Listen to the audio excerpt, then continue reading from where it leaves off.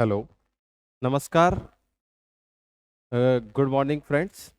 चलिए बच्चों, आप सभी का स्वागत है हमारे इंजीनियर्स प्लेटफॉर्म पर। आज हम नया टॉपिक पढ़ने वाले हैं, that is Fermi energy level.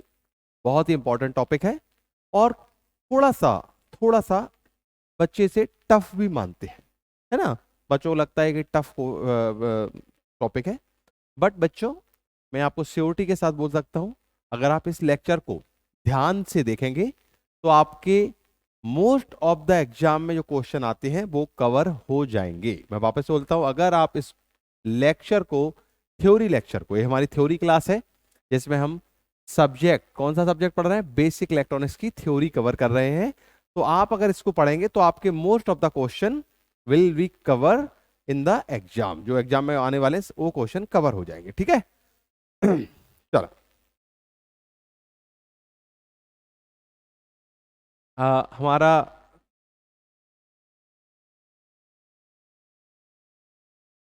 Topic का नाम है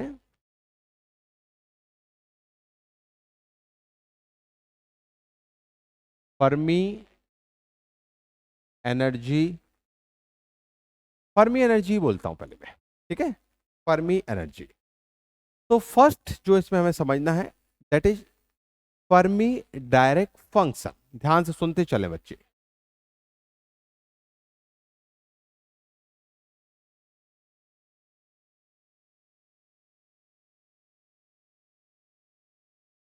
क्या लिखा हुआ बच्चों? Fermi Dirac function. अब ये होता क्या है सर, क्या बताता है? ध्यान से सुने। जैसे कि हमें पता है कि हमारे बैंड थ्योरी में, बैंड थ्योरी क्या होती है, ध्यान से सुने। बैंड थ्योरी मतलब जो कंडक्शन बैंड और बैलेंस बैंड को समझाती है, ठीक है। चले, तो हमें पता है कि कंडक्शन बैंड में फ्री इलेक्ट्रॉन मिलते हैं, ओके, एंड वैलेंस बैंड में हमें होल्स मिलते हैं, ओके।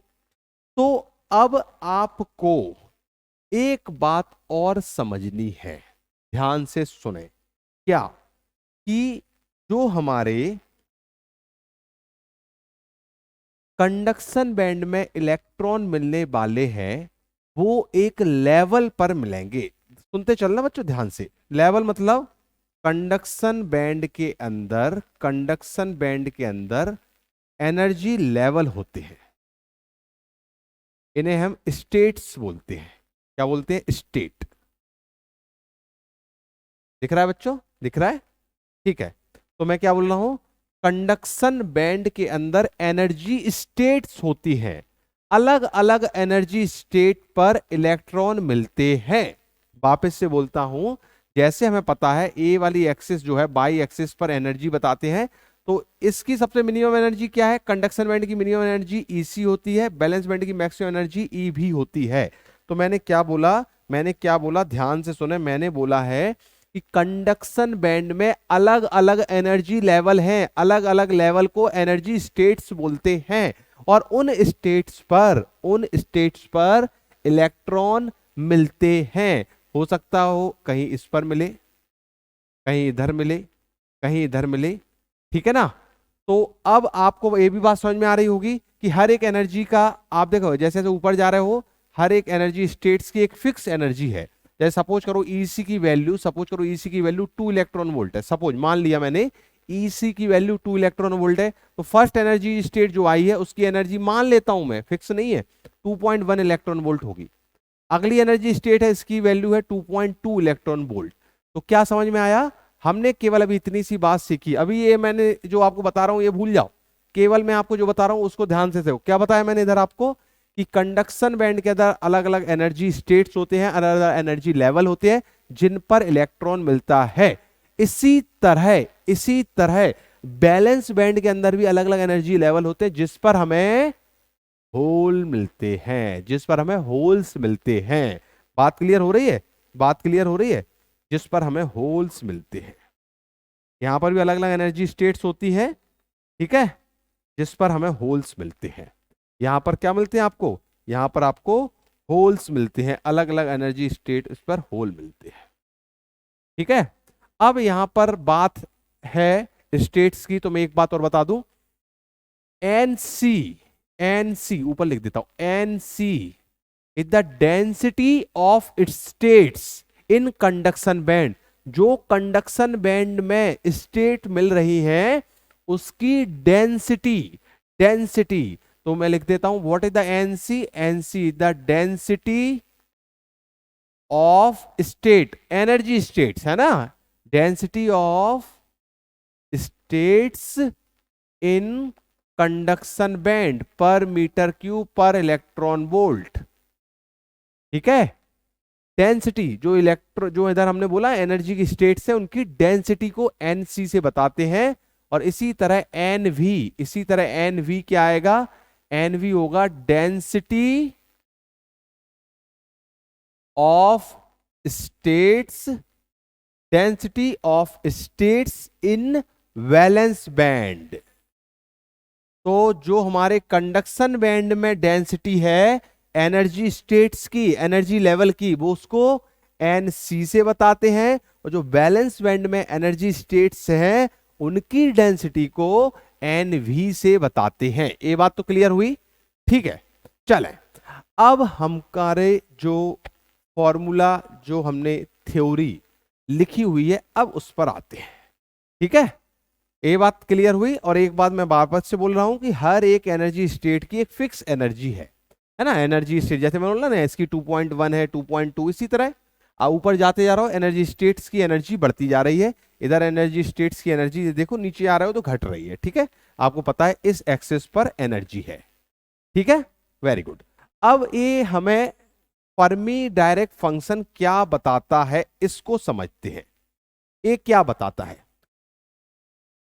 किसी भी एनर्जी स्टेट्स पर इलेक्ट्रॉन के पाए जाने की प्रोबेबिलिटी, वापस से बोलता हूं, किसी भी एनर्जी स्टेट्स पर इलेक्ट्रॉन के पाए जाने की प्रोबेबिलिटी या किसी भी इलेक्ट्रॉन के ई एनर्जी एक्वायर करने की प्रोबेबिलिटी।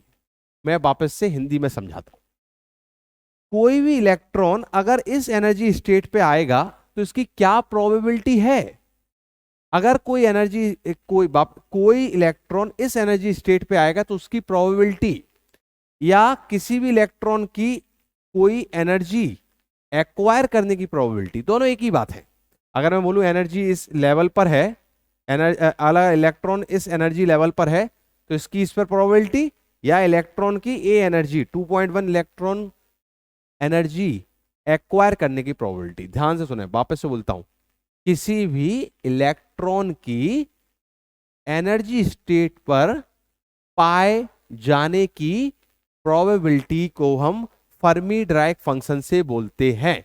ध्यान से सुने, तो ये फॉर्मूला क्या होता है, फॉर्मूला होता है F E is equal to 1/1 plus E to the power E minus E F upon K T.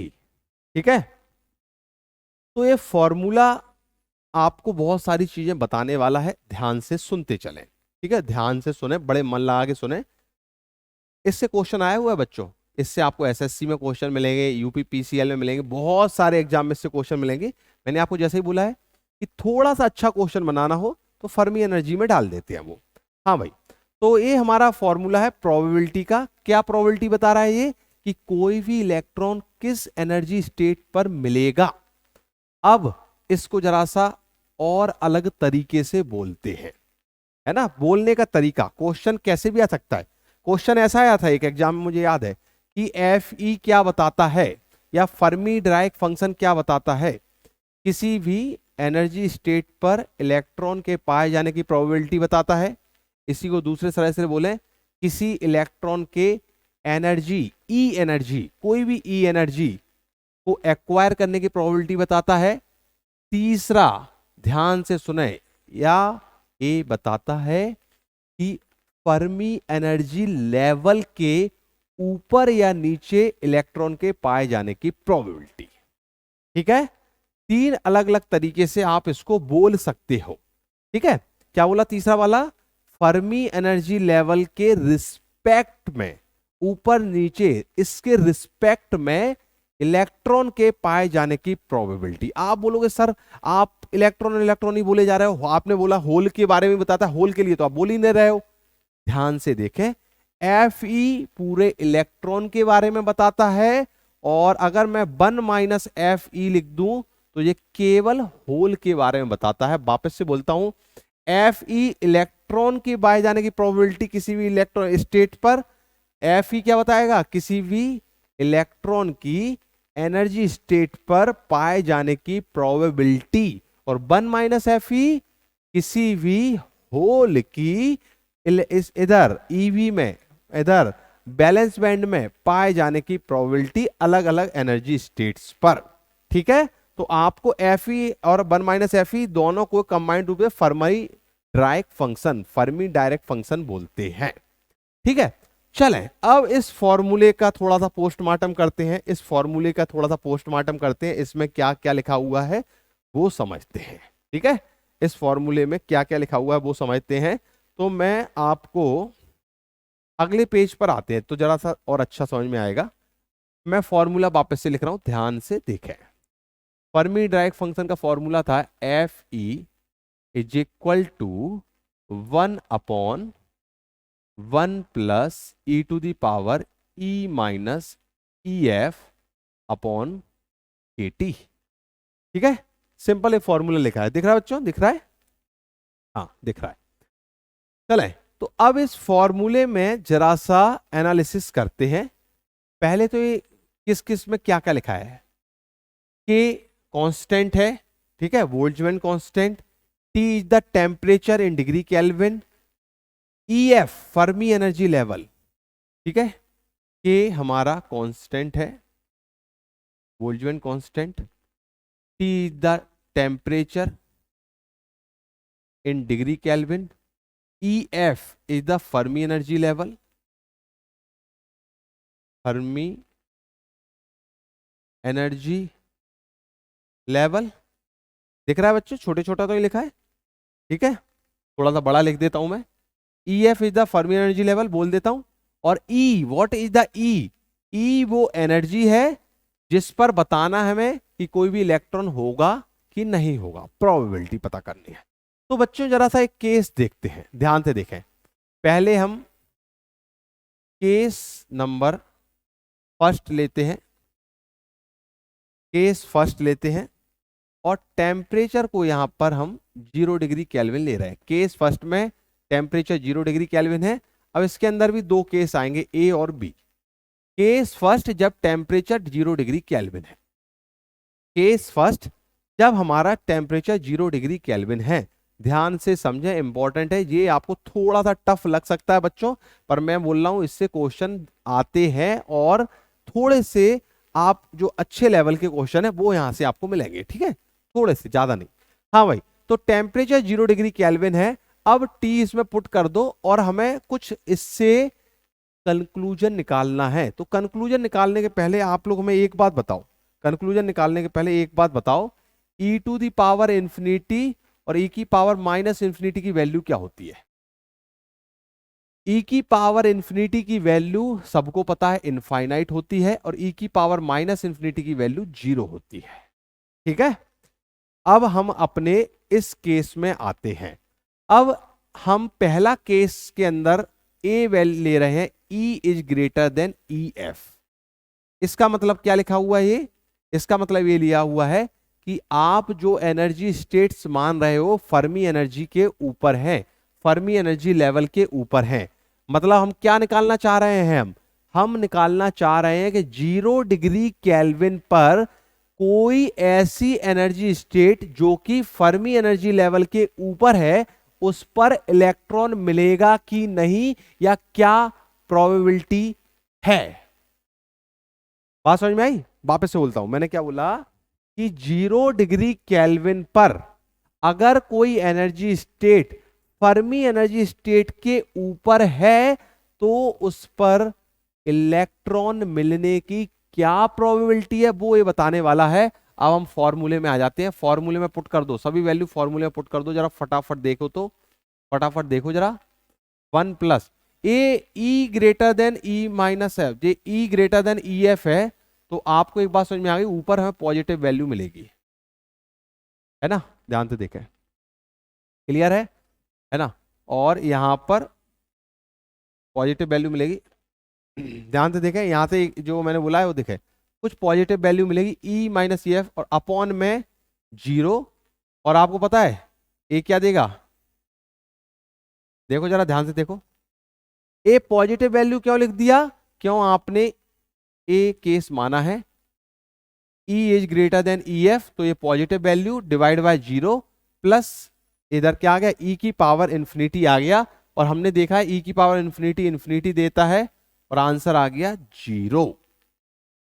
तो क्या कंक्लूजन है, क्या कंक्लूजन है, कंक्लूजन है कि कोई भी एनर्जी स्टेट फर्मी एनर्जी के ऊपर है तो उस पर इलेक्ट्रॉन नहीं मिलता है, वापस से बोलता हूं, कोई भी एनर्जी स्टेट फर्मी एनर्जी के ऊपर है तो उस पर इलेक्ट्रॉन नहीं मिलता है, ये इसने बताया। 0 डिग्री, 0 का मतलब क्या है, 0 का मतलब है, 0 का मतलब है इलेक्ट्रॉन के उस पर पाए जाने की प्रोबेबिलिटी 0 है, उस पर इलेक्ट्रॉन नहीं मिलेगा। पर यहां पर एक कंडीशन है, टेम्परेचर 0 डिग्री केल्विन। तो अब मैं सबको सम कर देता हूं, सबका कंक्लूज कर देता हूं। 0 डिग्री केल्विन पर इलेक्ट्रॉन के ईएफ, ईएफ क्या है, फर्मी एनर्जी लेवल के ऊपर पाए जाने की प्रोबेबिलिटी 0 होती है, इलेक्ट्रॉन नहीं मिलता है उसके ऊपर। ठीक है सर, चलो दूसरा केस देख लेते हैं, दूसरा केस देख लेते हैं, बी। बी, तो बी में क्या करना है, अब हम बी में दूसरा ले लेते हैं, आपकी एनर्जी ईएफ से नीचे है, एनर्जी ईएफ से नीचे है, ठीक है बच्चों, मतलब फर्मी एनर्जी लेवल के नीचे है एनर्जी स्टेट, और हमारा टेम्परेचर 0 डिग्री केल्विन है, ठीक है। तो अब आप अगेन हम अपने फॉर्मूले का यूज करने वाले हैं, इस फॉर्मूले को देखें जरा एक बार फिर से, देखो इसको देखें, E less than E F है, E less than E F है तो ये वैल्यू नेगेटिव आएगी, इसमें तो कोई आपत्ति नहीं है किसी को, E less than E F है तो ये वैल्यू नेगेटिव आएगी, E to the power negative upon 0, T की वैल्यू तो 0 रखनी है, ये शुरुआत के सी हम 1 ले रहे हैं जब टी 0 है, ठीक है बच्चों, क्लियर है। अब बच्चों इधर इसको कैलकुलेट करेंगे तो 1/1 प्लस ई की पावर माइनस इंफिनिटी आएगा, इस माइनस के कारण ये माइनस इंफिनिटी आया, पहले प्लस था इसलिए प्लस इंफिनिटी आया था, पहले यहां पर प्लस था, देखो इधर प्लस था इसके कारण प्लस इंफिनिटी आया, अभी इस माइनस के कारण माइनस इंफिनिटी आया है। तो इस ई टू की पावर माइनस इंफिनिटी, मैं पहले बता चुका हूं ई की पावर माइनस इंफिनिटी की वैल्यू 0 होती है, तो आंसर आ गया 1।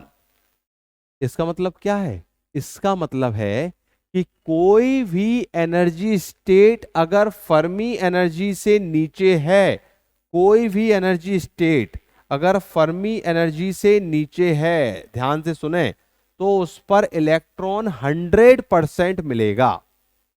कोई भी एनर्जी स्टेट अगर, कोई भी एनर्जी स्टेट अगर फर्मी एनर्जी से नीचे है तो उस पर इलेक्ट्रॉन 100% मिलेगा, ठीक है।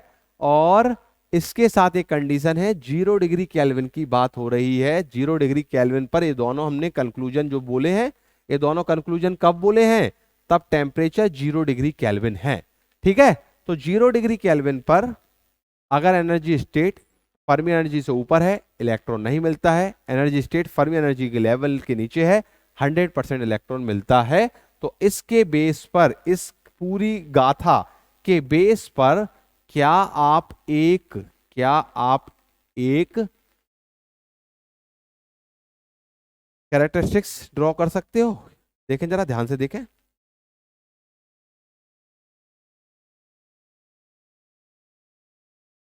ये हमारा यहां पर फर्मी एनर्जी लेवल है, फर्मी एनर्जी लेवल है, ठीक है बच्चों, दिख रहा है, फर्मी एनर्जी लेवल है,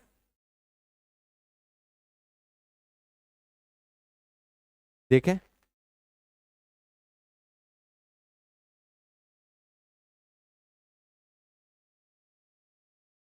ठीक है, ए हमारा एफ ऑफ ई है। देखें, देखो फर्मी एनर्जी लेवल ए इधर हमें ई है, ठीक है। अगर आपकी एनर्जी पूरी ई है, अगर आपकी एनर्जी ई एफ से कम है तो इलेक्ट्रॉन के पाए जाने की प्रोबेबिलिटी 100% है, और आपकी एनर्जी ई एफ से ऊपर है तो इलेक्ट्रॉन के पाए जाने की प्रोबेबिलिटी 0 है। क्या ये आपको जो कर्व मैंने बनाया है, ये जो मैंने समझाया उस बात को समझा रहा है? ध्यान से देखें, मैंने क्या बोला, आपकी प्रोबेबिलिटी किस पे डिपेंड कर रही है? टेम्परेचर पर यहां पर, और ईएफ फर्मी एनर्जी के रिस्पेक्ट में। टेम्परेचर 0 के लिए ये कब बनाया गया है? ये जो मैंने ग्राफ बनाया है, ये ग्राफ बना है T is equal to 0 degree Kelvin के लिए। तो एनर्जी लेवल अगर ईएफ से नीचे है तो 1, ईएफ से ऊपर है तो 0।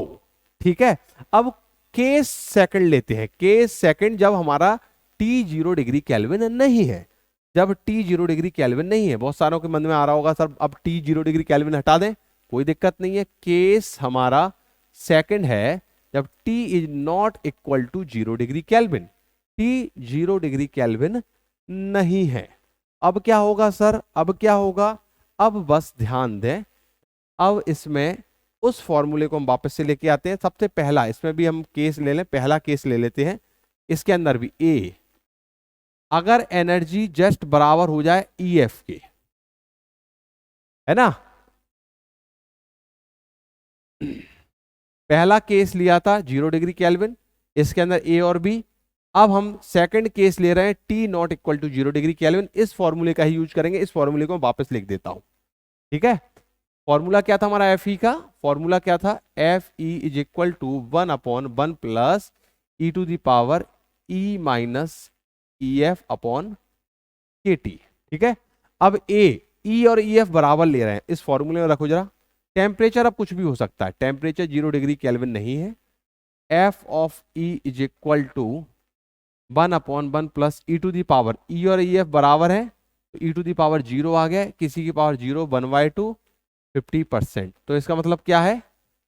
अगर हमारा टेम्परेचर 0 डिग्री केल्विन नहीं है तो एग्जैक्टली फर्मी एनर्जी लेवल पर इलेक्ट्रॉन के पाए जाने की प्रोबेबिलिटी 50-50% है।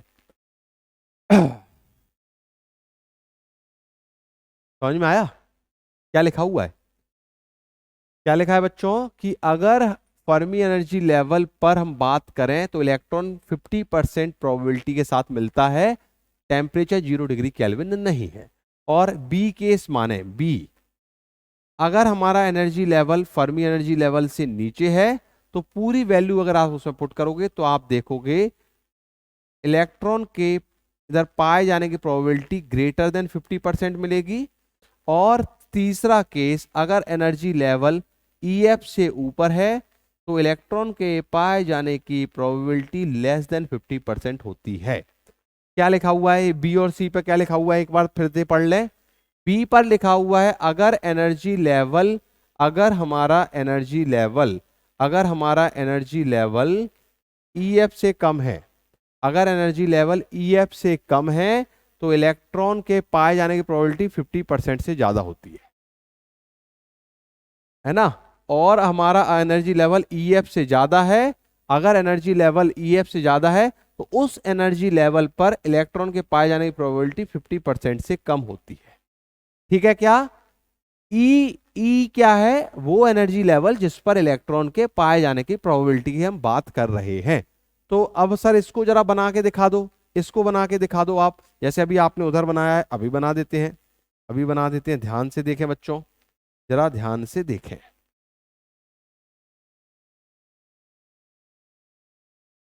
देखो ए तो मैंने अभी बनाया आपको 0 डिग्री केल्विन के लिए बनाया। This is for the T is equal to 0 degree Kelvin, यहां वैल्यू 1 है। ये क्या लिखा हुआ है देखें जरा ध्यान से देखें। ए लिखा था हमारा EF और ए है E। ठीक है, अगर एनर्जी लेवल EF से कम है 100% प्रोबेबिलिटी, EF से ज्यादा है 0% प्रोबेबिलिटी। अब टेम्परेचर 0 डिग्री केल्विन नहीं है तो उसके लिए सर बना के दिखा दो, उसके लिए बना के देख लो। उसमें हमने क्या बात की है? देखें 50% पहले मैं बना देता हूं जरा, दिस इज द 50.5, ठीक है। देखें तो मैंने क्या बोला कि अब टेम्परेचर 0 डिग्री केल्विन नहीं है, तो इस तरह का कुछ आपको देखने को मिलेगा। This is for T not equal to 0 degree Kelvin, मतलब एग्जैक्टली ईएफ पर इलेक्ट्रॉन के पाए जाने की प्रोबेबिलिटी 50% है, और ईएफ से नीचे देखो आप 50% से ज्यादा है, और ईएफ के बाद 50% से कम है, ठीक है। ये अगर याद हो जाए तो ठीक है, नहीं हो जाए तो कोई बात नहीं है, ये आप याद कर लें। तो आपको मैंने दो ग्राफ बनाए हैं, first for the T equal to 0 degree Kelvin के लिए, सेकंड टी 0 डिग्री केल्विन नहीं है, तो वहां पर क्या बोला कि अगर हम ईएफ से नीचे जाएं तो देखो 50% से ऊपर एनर्जी लेवल मिलता है, 50 अगर ईएफ से नीचे जाएं तो हमें प्रोबेबिलिटी 50% से ग्रेटर मिल रही है, और ईएफ के बाद प्रोबेबिलिटी 50% से कम मिल रही है, ठीक है। चलें, तो ये सब चीजें बताई हैं फर्मी डायरेक्ट प्रोबेबिलिटी फंक्शन जो हमने शुरुआत में देखा, ये सब हमें किसने बताया है? ये सब हमें बताया है किसने? फर्मी डायरेक्ट फंक्शन, और इसका नाम क्या है? फर्मी डायरेक्ट प्रोबेबिलिटी फंक्शन, ठीक है। क्लियर हो रहा है? ठीक है भाई, चलें। तो अब हम बात करते हैं, अगले उस पे आते हैं कि सर कंडक्शन बैंड जो हमने अभी डिस्कस किया पिछली बार, अभी हमने डिस्कस किया, देखो अभी मैंने आपको बताया, क्या बताया, देखो इधर, इधर हमने डिस्कस किया है कि कंडक्शन बैंड और बैलेंस बैंड, क्या देखा हमने?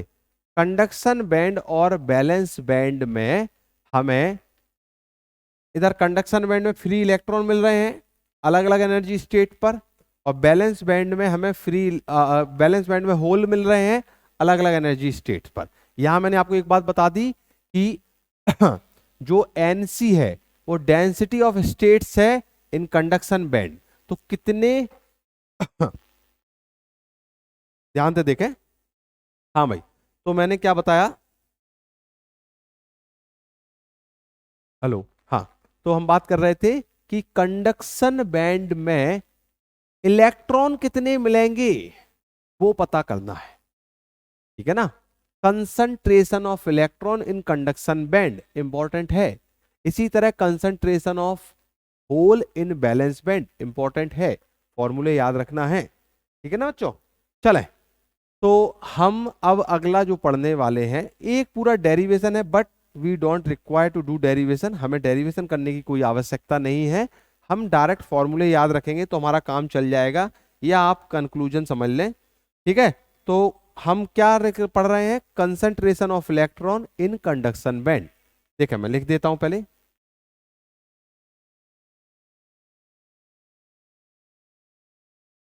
कंसंट्रेशन ऑफ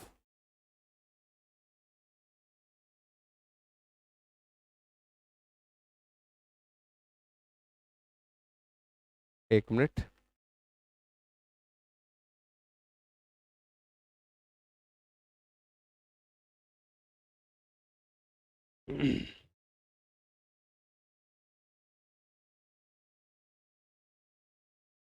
वन मिनट, हाँ भाई, तो क्या पढ़ रहे थे हम? कंसंट्रेशन ऑफ, हाँ क्या पढ़ रहे हैं? Concentration of electron, concentration of electron,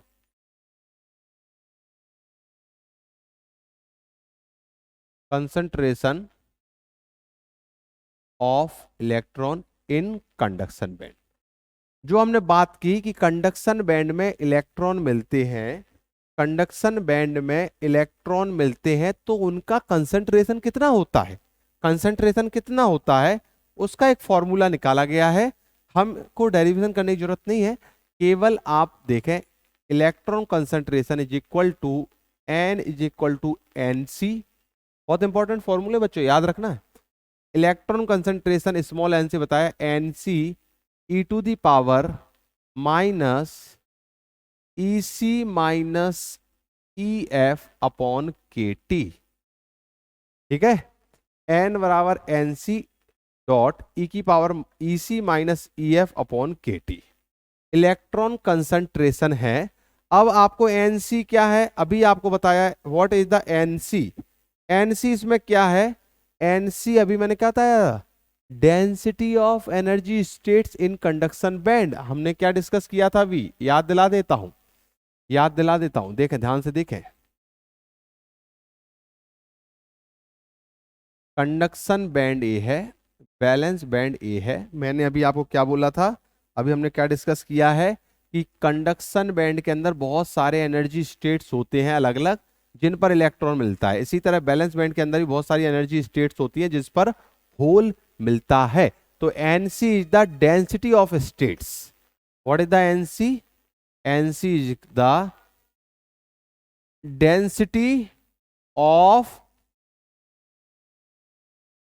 energy, दिख रहा है बच्चों, हाँ, density of energy states in conduction band, density of energy states in conduction band. और इसका फॉर्मूला अगर आप ध्यान से देखें, 2 × 2 पाई mn/h² का 3/2 पर मीटर क्यूब। ध्यान से देखें, है ना, 2 π mn, टी के साथ ऊपर एक के और रहता है, ठीक है। हाँ भाई, तो ये इसका फॉर्मूला है, याद नहीं रखना है फॉर्मूला में, कोई फॉर्मूला याद करने की जरूरत नहीं, वो तो मैंने जस्ट लिख दिया। We don't require to memorize this formula, है ना। बस हमें थोड़ा सा कभी कभार कुछ चीजें इसमें देखनी पड़ती है, इसलिए मैंने फॉर्मूला लिखा है, दिख रहा है रेड में, दिख रहा है बच्चों, ठीक है। अब बच्चे जरा सा अगर आप इस फॉर्मूले को देखें, density of energy states in conduction band में, फॉर्मूले में देखो, what is the mn, mn is the effective mass of electron. इसको जरा सा डिस्कस करेंगे। What is the t, is the temperature in degree kelvin. What is the k, k is the Boltzmann constant. What is the h, h is the plank constant. तो सभी value रखने के बाद सभी वैल्यू रखने के बाद अगर आप देखें 4.82 इंटू 10⁻21 mn/m की पावर 3/2 और t की पावर 3/2, ये हमारा फाइनल अगर हम सबकी वैल्यू रख दें, देखें अगर हम सबकी वैल्यू रख दें, पर मीटर क्यूब ऊपर है, पर मीटर क्यूब, मीटर क्यूब मतलब डेंसिटी को पर मीटर क्यूब रिस्पेक्ट में बताते हैं, डेंसिटी है ये, डेंसिटी, डेंसिटी बता रहे हैं अपन, इसलिए पर मीटर क्यूब लिखा हुआ है। तो सबकी वैल्यू रख दी बच्चे मैंने यहाँ पे, इधर प्लैंक कांस्टेंट की वैल्यू रख दी, बोल्ट्जमैन कांस्टेंट की वैल्यू रख दी, पाई सब कुछ रख दिया। और रखने के बाद ये हमारा शॉर्टकट फॉर्मूला आ गया। फॉर्मूला याद करने की कोई जरूरत नहीं है, बस मुझे इससे कुछ बताना है आपको, इसलिए उसको लिख रहा हूं। इस फॉर्मूले में आप याद रखें, अभी आगे मैं बताऊंगा आपको। एम एन क्या है, इफेक्टिव मास ऑफ इलेक्ट्रॉन, और M, what is the M, M is the actual, true और mass in rest of the electron. क्या लिखा हुआ है, अभी अपन आगे डिस्कस करने वाले हैं कि सर इफेक्टिव मास क्या होता है क्या नहीं होता है, बात बताता हूं। बस स्मॉल एम क्या होता है, एम एन तो इफेक्टिव मास है, लिख देता हूं, M N is the effective mass of electron. और स्मॉल एम जो लिखा हुआ है, स्मॉल एम जो लिखा हुआ है, that is true, that is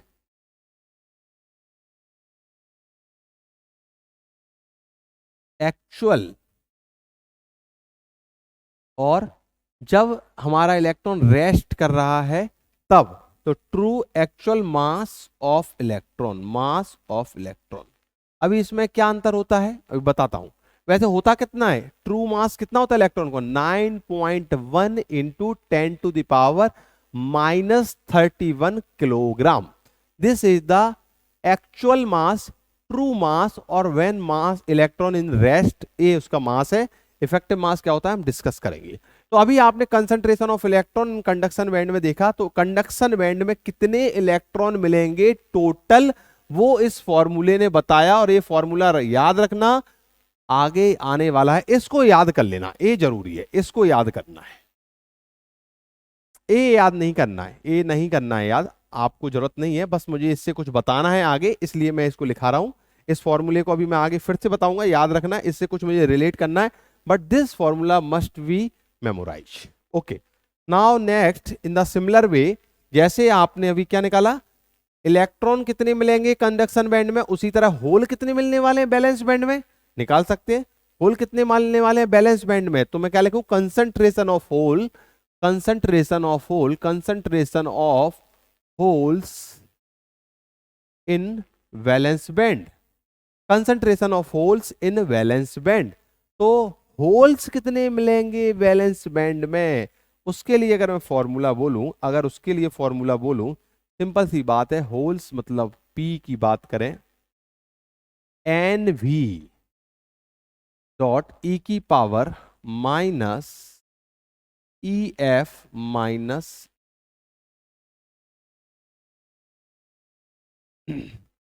E V upon K T, ठीक है ना। अब हमें क्या पता करना है, concentration of holes, concentration of holes. तो पहले तो एनवी क्या है, व्हाट इज द एनवी, हमने एनवी अभी आपने पढ़ा, डेंसिटी ऑफ स्टेट्स, एनसी क्या होता है, density of energy states in conduction band. इसी तरह एनवी क्या होता है, इसी तरह एनवी क्या होता है, एनवी डेंसिटी ऑफ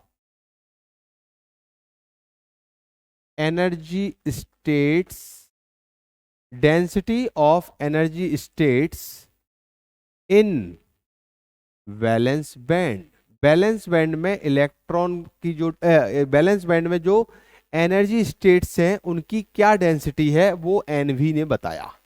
और इसके लिए सिमिलर फॉर्मूला, टू पाई, इधर एम पी आएगा, अंदर के टी अपॉन एच स्क्वायर की पावर 3/2 पर मीटर क्यूब डेंसिटी है।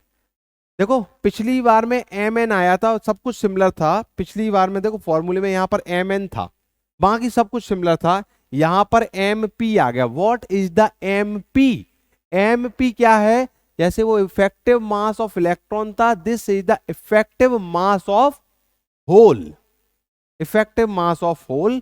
और इसमें अगर उस पूरे फॉर्मूले में आप देखो, रिमेनिंग सभी फिक्स वैल्यू है, के हमारा कांस्टेंट है, बोल्ट्जमैन, एच प्लांक कांस्टेंट है, अगर सब कुछ पुट कर दो तो बिल्कुल वैसे ही वैल्यू मिलेगी, 4.82 10⁻21 एम पी अपॉन एम की पावर 3/2 इंटू टी की पावर 3/2 पर मीटर क्यूब, ठीक है, पर मीटर क्यूब। देखो आप पुराना देखो, 4.82 10⁻21 M N upon M, M N upon M, सब कुछ सिमिलर लिखा हुआ है, एम एन, एम एन क्या था, इफेक्टिव मास ऑफ इलेक्ट्रॉन, सब कुछ similar, 4.82 10⁻21 M P upon M, M P, what is the M P, M P is the effective mass of hole, hole का इफेक्टिव मास है। What is the small M, small M जो है actual mass, true mass, और जब whole आपका rest में है तो वो मास, इसका मास आपको पता है, इलेक्ट्रॉन और होल का मास क्या होता है, इलेक्ट्रॉन और होल का मास क्या होता है, अगर हम बात करें, अभी मैंने आपको बताया, वापस से बता देता हूं, what is the small M, small M क्या है बच्चे, true mass, effect true mass, या आप क्या बोलो इसको, या आप बोलो जब आपका रेस्ट में है, या आप बोलो जब आपका एक्चुअल है, ठीक है, तो आपका क्या है, ध्यान से देखें, एक्चुअल ट्रू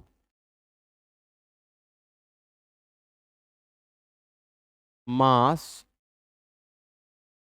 ऑफ इलेक्ट्रॉन या होल, क्या लिखा हुआ है, एक्चुअल मास, ट्रू मास और in rest mass of electron. जब आपका इलेक्ट्रॉन और होल रेस्ट में है, जब उस पर कोई फोर्स नहीं लग रहा है, तो जो मास होता है डेट इज 9.1 इंटू 10⁻31 किलोग्राम। इसमें कोई डाउट हो बच्चे तो बताओ।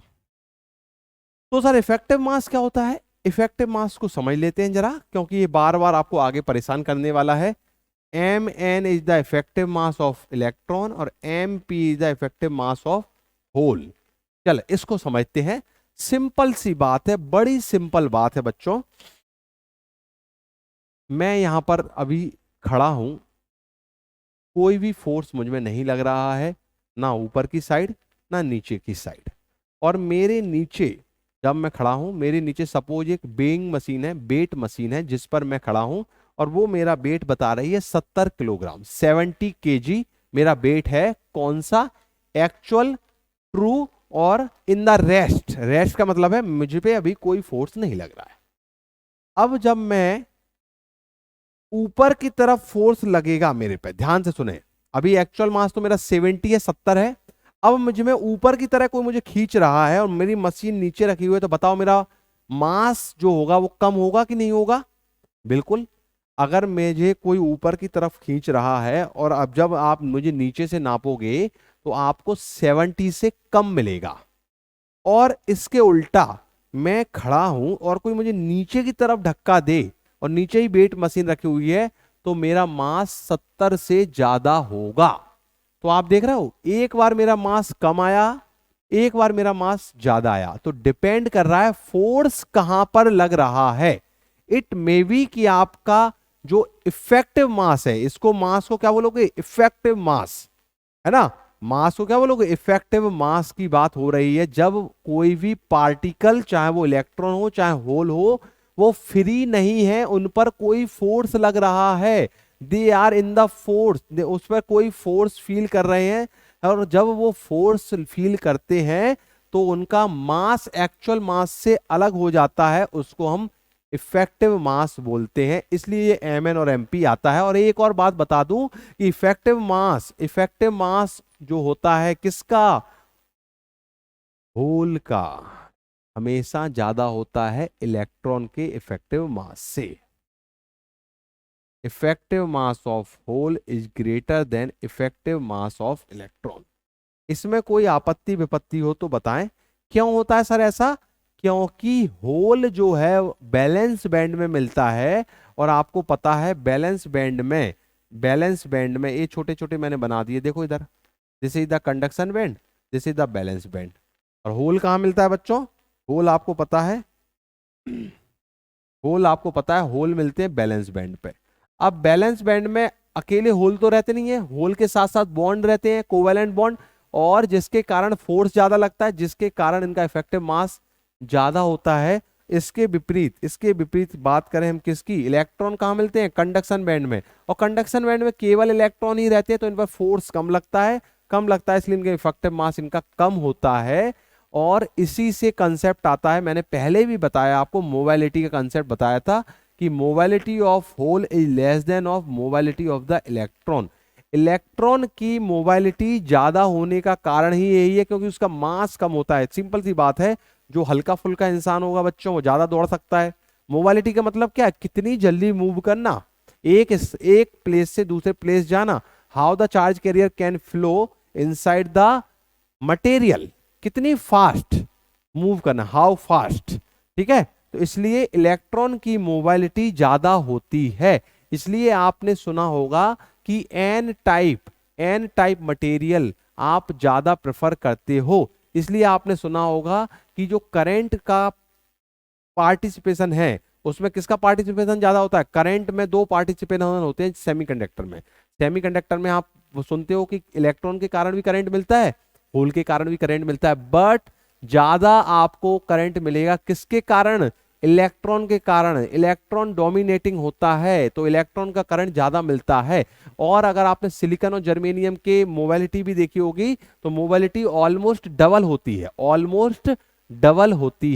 1300 होती है सिलिकॉन में इलेक्ट्रॉन की, और होल की कितनी होती है? 500। जर्मेनियम में 3800 और 1800, है ना। तो इलेक्ट्रॉन की मोबाइलिटी ऑलमोस्ट डबल होती है, और थोड़ा बहुत अलग अलग मटेरियल के कुछ लिए ज्यादा भी हो सकती है, कुछ में वो है ना ऑलमोस्ट डबल होती है। तो ये कंसेप्ट समझ में आया कि नहीं आया, इसको बताएं पहले। समझ में आया बच्चों? ये बहुत इंपॉर्टेंट है। ठीक है, चलें। अब हम एक्चुअल में जो पढ़ रहे हैं, कि हम पढ़ क्या रहे हैं, हम पढ़ रहे हैं फर्मी एनर्जी लेवल। अब आप बोलोगे सर उसकी तो आपने अभी तक बात की नहीं है। अब मैं उसकी बात करता हूं, क्योंकि आपको थोड़ी बहुत चीजें समझ में आने लगी है। आपको ये बात समझ में आने लगी है कि फर्मी एनर्जी लेवल कितना इंपॉर्टेंट है, इसलिए मैंने आपको बेसिक चीजें बताई। तो पहले हमने पढ़ा फर्मी डायरेक्ट प्रोबेबिलिटी फंक्शन, जो कि फर्मी एनर्जी लेवल के रिस्पेक्ट में आपको इलेक्ट्रॉन और होल के प्रोबेबिलिटी बताता है।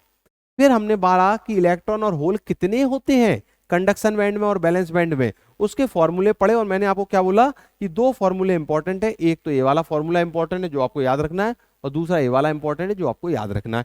अब हम बात करते हैं कि फर्मी एनर्जी लेवल होता क्या है। What is the Fermi energy level?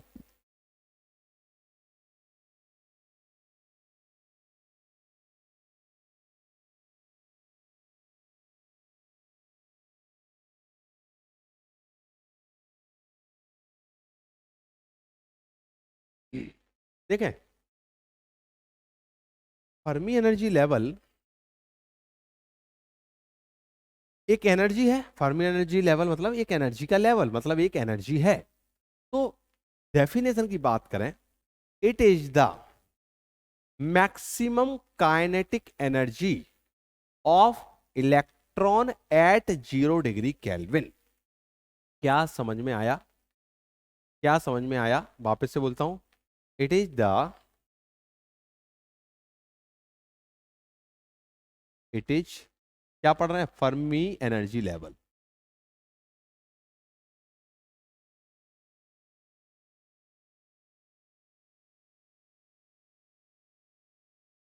ठीक है, फर्मी एनर्जी लेवल। तो डेफिनेशन लिख रहा हूं, it is maximum it is maximum kinetic energy it is maximum kinetic energy of electron at 0 degree Kelvin. तो 0 डिग्री केल्विन पर, 0 डिग्री केल्विन मतलब temperature zero रखा है आपने, 0 डिग्री केल्विन पर किसी भी इलेक्ट्रॉन कितनी मैक्सिमम काइनेटिक एनर्जी एक्वायर कर सकता है, that is equal to Fermi energy.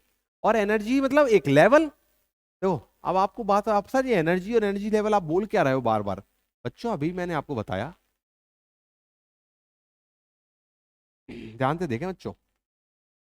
देखो, this is the conduction band, this is balance band, A EC है, ए ई भी है। अब आपको इधर लेवल और फर्मी एनर्जी क्या है जरा मैं बता रहा हूं फॉर्मूले से पहले। It is the maximum kinetic energy. Kinetic energy क्या होती है? हाफ एम भी स्क्वायर। अब ये मैक्सिमम कम हो सकती है, एम तो फिक्स है। मैक्सिमम कब हो सकती है? जब वेलोसिटी मैक्सिमम हो जाए। ठीक है, और इसकी वैल्यू जो आएगी that is equal to Fermi energy level. ध्यान से सुनते चलें। तो ये जो एनर्जी आई, सपोज ये एनर्जी पूरी कैलकुलेट करके 2.1 इलेक्ट्रॉन वोल्ट आई। ध्यान से सुनना बच्चों। ठीक है, अब 2.1 इलेक्ट्रॉन वोल्ट यहां पर जहां होगा, उस पर हम एक लेवल बना देंगे, that is Fermi energy level. Suppose यहां पर है 2.1 इलेक्ट्रॉन वोल्ट। ठीक है ना बच्चों?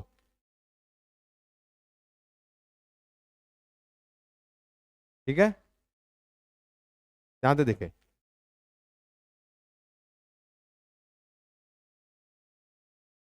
हाँ भाई, तो मैंने क्या बोला कि सपोज 2.1 एनर्जी लेवल यहां पर है, 2.1 एनर्जी वोल्ट जो है, this is 2.1 electron volt. 2.1 electron volt यहां पर है। तो ये फर्मी एनर्जी लेवल हो गया। ठीक है, तो फर्मी एनर्जी लेवल कैलकुलेट करोगे आप यहां से, और जो वैल्यू आएगी वहां पर वो ड्रॉ कर दो, तो that is the Fermi energy level. पहले आपने एनर्जी की वैल्यू निकाल दी, और एनर्जी की वैल्यू निकाल के यहां पर बना दो, तो एक लेवल को दिखा देगा बस। ठीक है ना? समझ में आ रहा है मैं क्या बोल रहा हूं? फर्मी एनर्जी निकालोगे कहां से? इस फॉर्मूले से। जरूरत नहीं है, कभी नहीं आता है। ठीक है, मैं बता रहा हूं। तो होती क्या है Fermi energy? Maximum kinetic energy किसी भी इलेक्ट्रॉन की 0 डिग्री केल्विन पर। मैक्सिमम काइनेटिक एनर्जी कब आएगी? जब वो मैक्सिमम वेलोसिटी से मूव करेगा।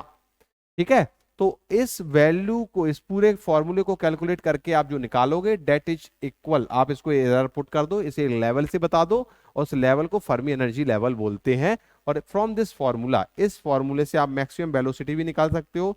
मैक्सिमम वेलोसिटी कभी आपसे बोला जाए तो इसको जरा मल्टीप्लाई कर दो, 2EF upon m under root. मैंने कुछ नहीं किया, मैंने केवल और केवल मैंने, ठीक है, केवल मैंने इस फॉर्मूले को, हाँ ध्यान से देखें मैंने क्या किया, इधर देखो, बस इधर मैक्सिमम वेलोसिटी निकाल दी, 2 से यहां मल्टीप्लाई किया फर्मी एनर्जी लेवल में। तो आपको कभी ऐसा बोल सकते हैं कि फर्मी एनर्जी लेवल दिया हो और मैक्सिमम बोल्ट मैक्सिमम वेलोसिटी बोल ही पूछी गई हो, तो इस फॉर्मूले से भी निकाल सकते हो। ठीक है ना, तो सिंपल सी हो गया, फर्मी एनर्जी लेवल का कंसेप्ट समझ में आया कि फर्मी एनर्जी लेवल होता क्या है। It is the maximum kinetic energy of electron at 0 degree Kelvin. किसी भी 0 डिग्री केल्विन पर इलेक्ट्रॉन कितनी मैक्सिमम एनर्जी को एक्वायर कर सकता है, काइनेटिक एनर्जी, उसको अपन जब कैलकुलेट करेंगे तो वो देगा उसको अगर यहाँ पर लोकेट कर दो, दैट रिप्रेजेंट आ लेवल। ठीक है, और आपने इसको देखा, ये इंपॉर्टेंट क्यों है? क्योंकि इसके नीचे ऊपर इलेक्ट्रॉन के पाए जाने की प्रोबेबिलिटी अलग अलग होती है, हमने डिस्कस किया हुआ है। अब हमें पढ़ना क्या है? अब इंपॉर्टेंट चीज आती है जिस पर क्वेश्चन सबसे ज्यादा आते हैं, उसको देखते हैं। सबसे ज्यादा क्वेश्चन अब मैं आगे जो पढ़ाने वाला हूं आपको उसमें ही आते हैं, ध्यान से देखें।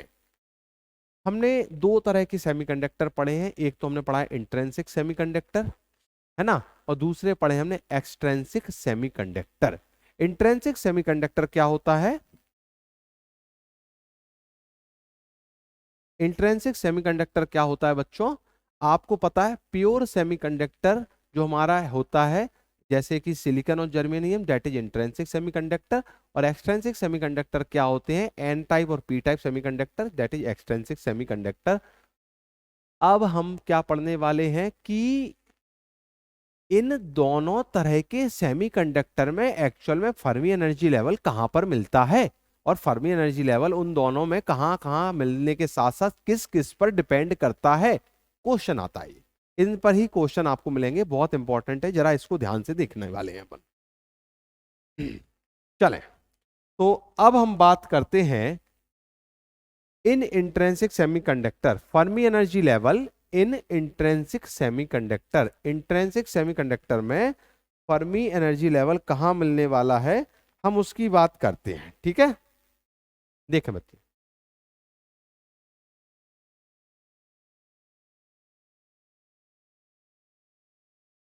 फर्मी एनर्जी लेवल इन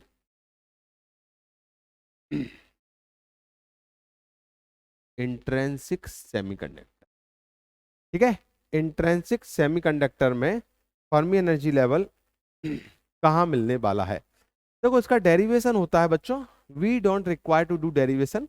मैं आपको छोटा सा एक आइडिया दे देता हूं, अगर आपसे कोई बोल दे बताओ कहां से निकाला, मैं डायरेक्ट फॉर्मूला बताऊंगा आपको। आपको पता है इंट्रिंसिक सेमीकंडक्टर में इलेक्ट्रॉन कंसंट्रेशन और होल का कंसंट्रेशन बराबर होता है। इंट्रिंसिक सेमीकंडक्टर में इलेक्ट्रॉन और होल बराबर होते हैं। इलेक्ट्रॉन कंसंट्रेशन अभी आप पढ़ चुके हो, फॉर्मूला अभी मैंने आपको बताया, इंपॉर्टेंट है, Nc e⁻⁻ का Ec-EF अपॉन KT। और P के लिए भी आप पढ़ चुके हो, क्या फॉर्मूला पढ़ा है P का लिया? Nv e⁻ EF-EV upon KT। ठीक है, अब इस पूरे फॉर्मूले में आपको क्या करना है, आपको EF का इक्वल में निकालना है, फॉर्मूला क्रिएट करना है फर्मी के लिए, फर्मी एनर्जी लेवल के लिए फॉर्मूला क्रिएट करना है आपको।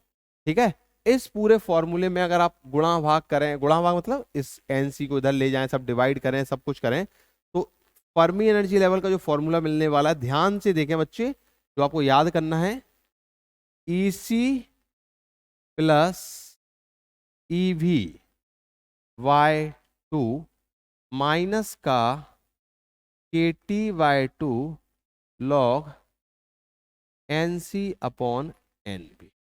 ध्यान से देखें, अगर मैं इस पूरे फॉर्मूले को एडजस्ट करके लिखूंगा, है ना, EF के इक्वल में, तो हमें ए मिलेगा बच्चों। अब आपको ये फॉर्मूला भी याद नहीं रखना है, पर आपको इससे कंडीशंस क्वेश्चन पूछते हैं, इंपॉर्टेंट कंडीशंस आपको एग्जाम में पूछते हैं, उसको ध्यान रखना है। ध्यान से सुने बच्चों, बहुत इंपॉर्टेंट है, ध्यान से सुने, ध्यान से सुने। देखें, इधर इधर इधर ही देख ले।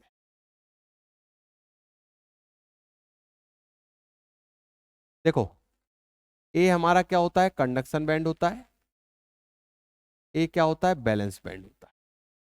ठीक है, अब आपको इन दोनों बैंड के रिस्पेक्ट में फर्मी एनर्जी लेवल बतानी है, कहां पर मिलेगी। ईसी कहां पर होता है, दिस इज द ईसी और दिस इज द ईवी। अगर ये वाला नहीं होता, देखें ध्यान से देखें, अगर ये वाला टर्म नहीं होता सपोज, तो आपको Fermi energy level EC plus EV/2 मतलब कि इन दोनों के जस्ट मिड में मिलने वाली है। फर्मी एनर्जी लेवल इंट्रिंसिक में आपने पढ़ा भी होगा, याद भी होगा आपको, कि Fermi energy level intrinsic semiconductor में दोनों जो हैं, इसमें कंडक्शन बैंड, बैलेंस बैंड, या आप उसको फॉरवर्डन एनर्जी गैप बोलते हो, ये फॉरवर्डन एनर्जी गैप है, ठीक है, इसके मिड में मिलती है। इंट्रिंसिक सेमीकंडक्टर में जो हमारा फॉरवर्डन एनर्जी गैप है, उसके मिड में मिलती है Fermi energy level for the intrinsic semiconductor में फर्मी एनर्जी लेवल ये है जो कि मिड में मिलने वाली है। ठीक है क्या? हाँ बोले सर, याद तो है, हमें यही पढ़ा है हमने, पर फिर ये सर आपने फॉर्मूला क्या लिख दिया। इसके साथ आपको दो कंडीशन याद रखना पड़ेगी, तभी मिड में मिलेगी, अदरवाइज ये मिड में नहीं मिलेगी। आप बोलो सर हमने तो हमेशा मिड में ही पढ़ी है। आपने मिड में पढ़ी है दोनों कंडीशन, अगर क्वेश्चन अच्छा बन गया और उन्होंने कोई कंडीशन डाल दी तो आपका गलत हो जाएगा। आपके मिड में मिलने के लिए इस पार्ट को जीरो होना पड़ेगा, और इस पार्ट को जीरो कब होगा, ये पार्ट जीरो कब होगा, ध्यान से देखें, ये पार्ट जीरो कब होगा, जब T टेम्परेचर, ये तो K तो कांस्टेंट है, तो पहला case number 1 when T is equal to 0 degree Kelvin, 0 degree Kelvin है T आपका, तो आपका EF की वैल्यू क्या होगी, EF की वैल्यू EC प्लस EV/2 होगी, क्योंकि ये पार्ट जीरो हो जाएगा T की वैल्यू अगर आपने जीरो रख दी तो इन दिस केस जब आपका 0 डिग्री केल्विन है तब आपका Fermi energy level just mid में मिलता है। और दूसरा केस ध्यान से सुने, अब T को जीरो कर दिया, अब NC और NV को इक्वल कर दो तो log 1 की वैल्यू जीरो होती है।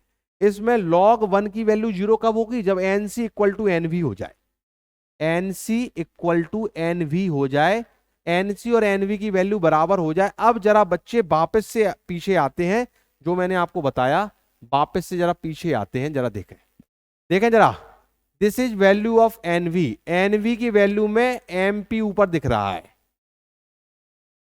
और this is the value of NC, इसमें MN ऊपर दिख रहा है। ध्यान से देखें, NC की वैल्यू में MP है और सब कुछ सिमिलर है, और इसी तरह NV की वैल्यू इसमें देखें केवल MN है, तो NC और NV की वैल्यू बराबर कब होगी, जब MN और MP की वैल्यू बराबर हो जाए। देखें MP है इसमें और उसमें MN है, तो आप समझ में आ रहा है आपको, NC और NV एक बार फिर से लिख लेना, वहां पे फिर से देख लेना, है ना, NC और NV की वैल्यू बराबर तभी हो सकती है जब effective mass of hole effective mass of electron के बराबर हो जाए, और जब ये दोनों बराबर होंगे तब NC और NV बराबर होगा, और NC और NV बराबर होगा तब हमारा Fermi energy level just mid में मिलेगा।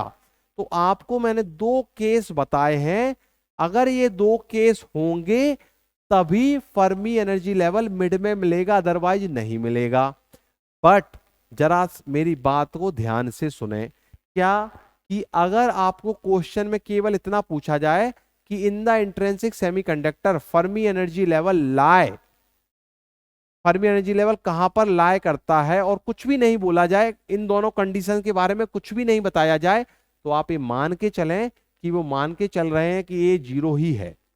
जब तक कंडीशन के बारे में ना बोला जाए तब तक आपको ये कंडीशन नहीं लेना। अगर मैंने बोला कि हमारा टेम्परेचर 0 डिग्री केल्विन नहीं है और एनसी और एनवी बराबर भी नहीं है, अब आपका फर्मी एनर्जी लेवल कहां मिलेगा? तो इस बात से गारंटी में बोल सकता हूं कि अब फर्मी एनर्जी लेवल मिड में नहीं मिलेगा। वापस से बोलता हूं, मैंने क्या बोला? अगर मैं आपसे क्वेश्चन बोलूं कि इंट्रिंसिक सेमीकंडक्टर में अगर टेम्परेचर को हम 0 डिग्री केल्विन नहीं लें और एनसी और एनवी बराबर नहीं है, या मैं बोलूं एमपी और एमएन बराबर नहीं है, इफेक्टिव मास इलेक्ट्रॉन और होल का अलग अलग है, तो अब फर्मी एनर्जी लेवल कहां पर होगा?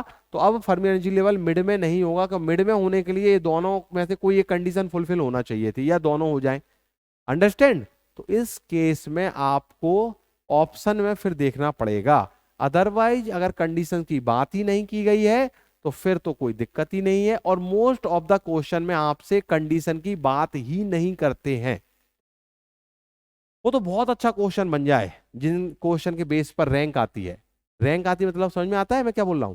जैसे बच्चे, क्या होता है, अगर 100 क्वेश्चन का पेपर है ना, आपके पेपर में 100 क्वेश्चन आए हैं, तो 5 से 10 ऐसे क्वेश्चन होंगे जो कि रैंक देने वाले हैं अंडर 100 और अंडर 10।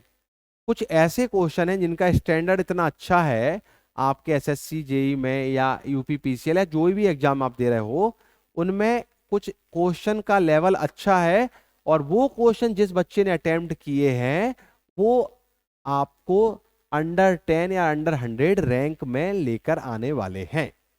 समझे? तो इसलिए अच्छे लेवल की बात बता रहा हूं, अदरवाइज आप तो रट लें।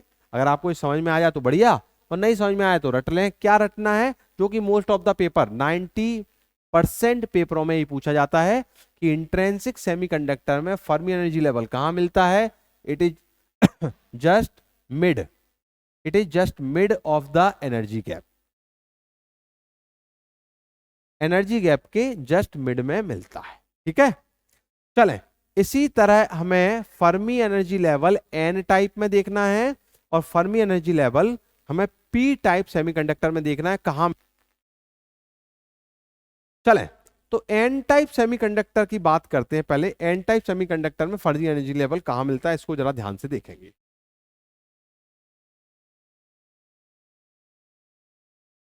फर्मी एनर्जी लेवल इन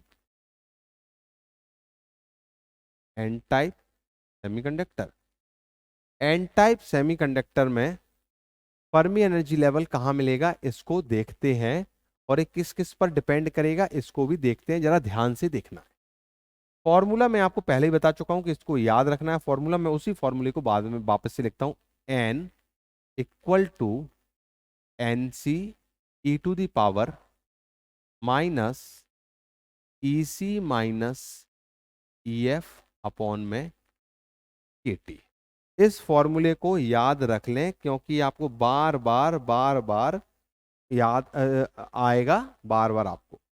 अब हमने एक बात पहले जब सेमीकंडक्टर पढ़ा था तब मैंने आपको बताया था, इलेक्ट्रॉन कंसंट्रेशन ऑलमोस्ट, इलेक्ट्रॉन का कंसंट्रेशन ऑलमोस्ट किसके बराबर होता है? इलेक्ट्रॉन का कंसंट्रेशन ऑलमोस्ट आपके एनडी के बराबर होता है। जो भी आप डोनर एनर्जी लेवल डाल रहे हो, जो भी आपके डोनर एटम डाल रहे हो, डोनर कंसंट्रेशन डाल रहे हो, एनडी मतलब what is the ND? ND is the donor concentration.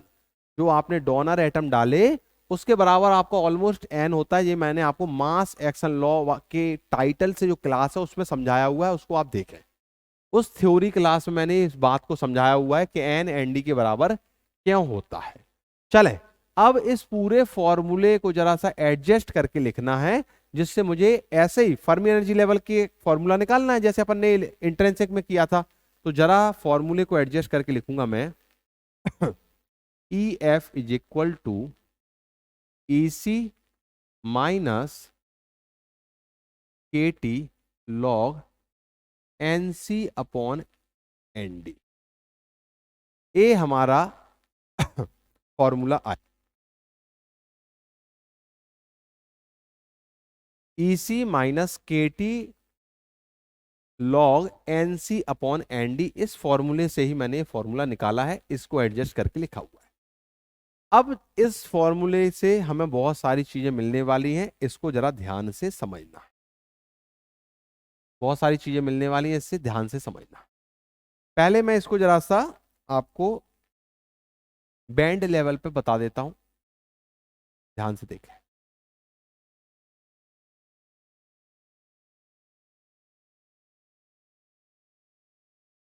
This is conduction band, this is balance. आपको पता है, ध्यान से सुनते चलें, बस सुनते चलें ध्यान से। जब भी हम एन टाइप बनाते हैं, donor energy level just below the EC मिलता है, कंडक्शन बैंड के नीचे मिलता है डोनर एनर्जी लेवल है, हमने पढ़ा हुआ है। डोनर एनर्जी लेवल हमें इसके नीचे मिलता है, ठीक है। ये हमारा ईसी है, ये हमारा ईवी है, ठीक है। और अब इस फॉर्मूले से देखें तो फर्मी एनर्जी लेवल भी कहां मिलेगा, ईसी के नीचे। कितना नीचे मिलेगा, इतना नीचे मिलेगा। देखें, ध्यान से देखें, इस फॉर्मूले को ध्यान से देखें। इस फॉर्मूले में क्या लिखा हुआ है, E F is equal to Fermi energy equal to EC minus, तो ईसी ये है और कितना माइनस करना है, K T log NC by ND. इसमें कोई दिक्कत नहीं, इसमें क्या दिक्कत की बात है। तो अब आपका जो फर्मी एनर्जी लेवल है वो देखो, ध्यान से देखो, this is Fermi energy level. और ये कितना नीचे मिला है, कितना नीचे मिला है, K T log NC upon NT. इसमें कोई डाउट हो तो बताएं। दिख रहा है, दिख रहा है। तो ये कितना नीचे मिला है, K T log NC upon ND.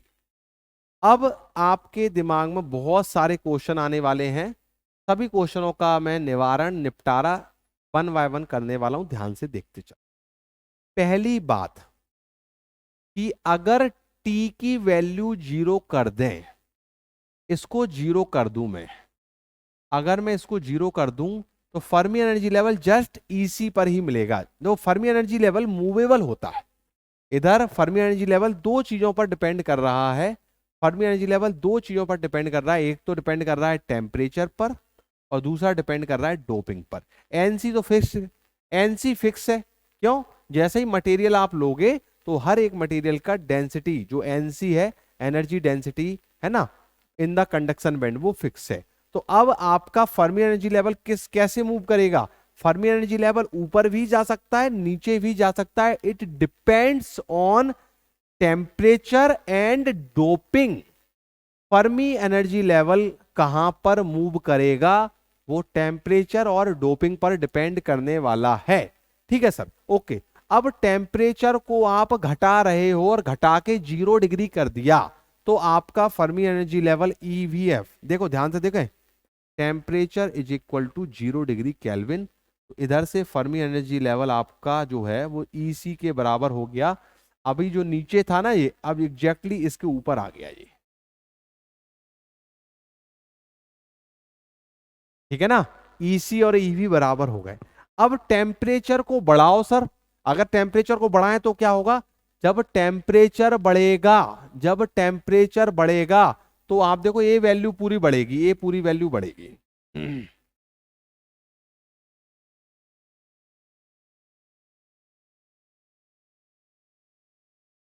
हाँ भाई, तो जब टेम्परेचर बढ़ेगा, देखो ध्यान से देखें, जब टेम्परेचर बढ़ेगा तो इस वैल्यू के बारे में आपका क्या ख्याल है। जब टेम्परेचर की वैल्यू बढ़ेगी तो ये पूरी वैल्यू बढ़ेगी, मतलब फर्मी एनर्जी लेवल नीचे की तरफ शिफ्ट होगा। ध्यान से देखें, ये क्वेश्चन आता है, टेम्परेचर घटने पर ऊपर की तरफ, कंडक्शन बैंड की तरफ, और टेम्परेचर अगर बढ़ रहा है then Fermi energy level, Fermi energy level move downward. Downward. और डाउनवर्ड्स का मतलब है टूवर्ड्स कहां पर जा रहा है? ए जो हमारा इंट्रिंसिक सेमीकंडक्टर में मिड में था, क्या मिड में था फर्मी एनर्जी लेवल, तो आप बोल सकते हो towards the mid of the energy gap.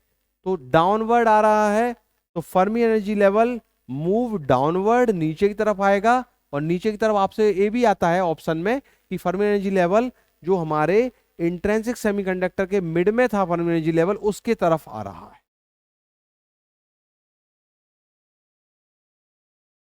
क्या ये बात समझ में आई आपको? क्या ये बात समझ में आई? तो टेम्परेचर बढ़ने के साथ फर्मी एनर्जी लेवल नीचे की तरफ आता है। अब आपके दिमाग में एक क्वेश्चन और आएगा कि सर ये डोनर एनर्जी लेवल और फर्मी एनर्जी लेवल कभी एक हो सकते हैं? बिल्कुल। इनिशियली आपका अगर मैं बात करूं रूम टेम्परेचर पर नहीं है, 0 डिग्री और रूम टेम्परेचर के पहले तक, रूम टेम्परेचर के पहले तक फर्मी एनर्जी लेवल ईडी के ऊपर मिलता है। तो जस्ट 0 पर कहां मिलता है? 0 डिग्री केल्विन पर। तो अभी आपने बोला कि ये ईसी पर मिलता है। अब टेम्परेचर बढ़ा रहे हो, सुनते जाना, ध्यान से सुनते जाना। 0 डिग्री केल्विन पर फर्मी एनर्जी लेवल तो ईसी पर मिलता है। अब हमने पढ़ा कि टेम्परेचर बढ़ने पर फर्मी एनर्जी लेवल नीचे की तरफ आ रहा है। तो जैसे जैसे टेम्परेचर बढ़ेगा, जैसे जैसे टेम्परेचर बढ़ेगा फर्मी एनर्जी लेवल नीचे की तरफ शिफ्ट होगा। और कहीं ना कहीं 0 डिग्री से 300 डिग्री केल्विन के बीच में, कहीं ना कहीं 0 और 300 के बीच में ये फर्मी एनर्जी लेवल इस ईडी के ऊपर आ जाएगा। मतलब ये एक दोनों को कोइंसाइड होने वाले हैं, ये एक दूसरे से मिलने वाले हैं। कब? 0 और 300 के बीच में। और एग्जैक्टली 300 रूम टेम्परेचर पर क्या होगा? एग्जैक्टली 300 रूम टेम्परेचर पर Fermi energy level donor energy level के नीचे मिलता है। क्या समझ में आया? वापस से बोलता हूं, ध्यान से सुने। मैंने क्या बोला कि टेम्परेचर जब बढ़ता है तो फर्मी एनर्जी लेवल नीचे की तरफ शिफ्ट होता है। अब 0 डिग्री से 300 डिग्री केल्विन के बीच में जब फर्मी एनर्जी लेवल की बात करें, वो कहीं ना कहीं डोनर एनर्जी लेवल के ऊपर आ जाएगा। शुरुआत में Fermi energy level donor energy level के ऊपर में होता है, फिर जैसे जैसे टेम्परेचर बढ़ रहा है वो नीचे की तरफ आ रहा है और दोनों एक दूसरे को कोइंसाइड करेंगे। और फिर टेम्परेचर आप बढ़ा रहे हो तो फर्मी एनर्जी लेवल नीचे आ जाएगा और 300 डिग्री केल्विन पर, लिख लेना इंपॉर्टेंट पॉइंट है, एग्जैक्टली 300 डिग्री केल्विन पर हम बात करें तो Fermi energy level donor energy level के नीचे मिलता है। ठीक है। अब आपके दिमाग में आ रहा होगा सर टेम्परेचर बढ़ाओ और बढ़ाओ और बढ़ाओ तो क्या होगा? एक क्यूरी टेम्परेचर होता है। एट क्यूरी टेम्परेचर पर फर्मी एनर्जी लेवल आपको एनर्जी गैप जो है ईजी इसके मिड में मिलेगा, जहां पर इंट्रिंसिक सेमीकंडक्टर के लिए मिला था। तो अब आप टेम्परेचर को बढ़ाते जा रहे हो, बढ़ाते जा रहे हो, तो एक टेम्परेचर पर जिसको क्यूरी टेम्परेचर बोलते हैं फर्मी एनर्जी लेवल आपको mid of the energy gap मिलेगा। तो आई थिंक आपको टेम्परेचर के लिए जो जो इफेक्ट है वो पूरा समझ में आ गया होगा। ठीक है, क्या टेम्परेचर किस तरह से इफेक्ट कर रहा है? तो 0 डिग्री केल्विन पर फर्मी एनर्जी लेवल ईसी पर होता है। अब टेम्परेचर बढ़ता है, फर्मी एनर्जी लेवल नीचे की तरफ आएगा और 0 डिग्री के बाद जैसे जैसे नीचे आएगा फर्मी एनर्जी लेवल कहीं ना कहीं ईडी के ऊपर आएगा, कंसाइड करेगा और रूम टेम्परेचर पर एग्जैक्टली 300 डिग्री केल्विन पर फर्मी एनर्जी लेवल ईडी के नीचे मिलेगा। ये जो मैंने बोला वापस से बोल दिया। अब टेम्परेचर और बढ़ा दो, क्यूरी टेम्परेचर, और क्यूरी टेम्परेचर पर आपको Fermi energy level exactly mid में मिलता है, जहां पर आपको इंट्रिंसिक के लिए मिलता है। चलो, तो टेम्परेचर का इफेक्ट तो समझ में आ गया सर, टेम्परेचर का तो आ गया। अब एनडी का समझा दो। एनडी मतलब डोनर पे क्या इफेक्ट आने वाला है? अब एनडी अगर आप बढ़ाते हो, ध्यान से सुने, अगर आप डोपिंग बढ़ा रहे हो तो बताओ इस पूरे जो इसकी वैल्यू बढ़ेगी कि घटेगी, ये बता दो बस मुझे आप। देखो, लॉग में आपको अगर छोटा सा कंसेप्ट पता हो, लॉग ए अपॉन बी की वैल्यू है, ठीक है, अगर आप इसकी नीचे बी की वैल्यू बढ़ा रहे हो, बी की वैल्यू बढ़ा रहे हो, तो इस पूरे की वैल्यू घटने वाली है, इस लॉग की वैल्यू घटती है। पता है आपको, उसका कंसेप्ट है। तो अगर आप डोपिंग बढ़ा रहे हो तो इसकी वैल्यू घटेगी, और इसकी वैल्यू घट रही है मतलब फर्मी एनर्जी लेवल ऊपर की तरफ जाएगा। जैसे टेम्परेचर बढ़ाते हैं, टेम्परेचर बढ़ाते हैं तो मैंने क्या बताया था कि इस पूरे पार्ट की वैल्यू बढ़ेगी। टेम्परेचर बढ़ने में पार्ट की वैल्यू बढ़ेगी, मतलब नीचे की तरफ आना। और जब एनडी डोपिंग बढ़ाते हो तो इस पूरे पार्ट की वैल्यू घटेगी, क्योंकि लॉग ए अपॉन बी में अगर बी की वैल्यू बढ़ाओ तो ये घटता है, और इसकी वैल्यू घटेगी तो ये ऊपर की तरफ जाएगा। तो आपको नया चीज समझना है। क्या समझना है, क्या लिख दूं मैं यहां पे, कि जब आप डोपिंग एनडी या डोपिंग बढ़ाते हो, Fermi energy level upward move करता है, और ब्रैकेट में लिख देता हूं टूवर्ड्स, किसके तरफ, टूवर्ड्स कंडक्शन बैंड की तरफ मूव करता है। कंडक्शन बैंड की तरफ मूव करेगा, ऊपर की तरफ मूव करेगा। ये देखो इधर, देखो ध्यान से, कहां मूव करेगा, कंडक्शन बैंड के ऊपर, कंडक्शन बैंड की तरफ मूव करेगा। फर्मी एनर्जी लेवल ऊपर की तरफ जाएगा। कब, जब आप एनडी बढ़ा रहे हो, कंडक्शन बैंड की तरफ जाएगा। अब आप एनडी को इतना बढ़ा दो कि आप देखो, ध्यान से देखो, अगर एनडी को एनसी से ज्यादा कर दिया मैंने, ध्यान से सुनना, अच्छा क्वेश्चन है, बहुत अच्छा क्वेश्चन है। अगर एनडी की वैल्यू एनसी से ऊपर कर दी, बी की वैल्यू ए से ऊपर कर दी, तो नेगेटिव वैल्यू आती है, आपको पता हो। अगर बी की वैल्यू ए से ऊपर कर दें तो नेगेटिव वैल्यू आती है, और नेगेटिव वैल्यू आएगी तो अब इसे पूरा पॉजिटिव हो जाएगा। मतलब इसका मतलब है कि आपका Fermi energy level conduction band के अंदर आ गया। ध्यान से देखें। और इसी में मैंने क्या बोला, एनडी को बढ़ाने पर ईएफ ऊपर की तरफ जाता है, कंडक्शन बैंड के ऊपर तरफ। और अगर मैं कंडीशन बोल दूं, if ND is greater than NC, then Fermi energy level, Fermi energy level, then Fermi energy level will be inside the conduction band। अगर आप EF की, अगर आप ND की वैल्यू NC से ऊपर कर दो, अगर आपने ND की वैल्यू, ND क्या है, डोपिंग, अगर डोपिंग की वैल्यू आपने NC से ऊपर कर दी तो आपका Fermi energy level conduction band के अंदर चला जाएगा। बस, तो पूरी बात आपको इतनी याद रखनी है, टेम्परेचर के बढ़ने पर फर्मी एनर्जी लेवल नीचे की साइड, और डोपिंग के बढ़ने पर फर्मी एनर्जी लेवल ऊपर की साइड जाएगा। बस, बाकी चीजें आपको समझ जाएंगी। इसमें इसमें कोई आपत्ति विपत्ति हो, कोई डाउट हो तो पूछ सकता है कोई। ध्यान से देखें एक बार, मैंने आपके सामने लिखा हुआ जो बोला है। ठीक है क्या। अब इसी तरह हमें देखना है Fermi energy level for the P type.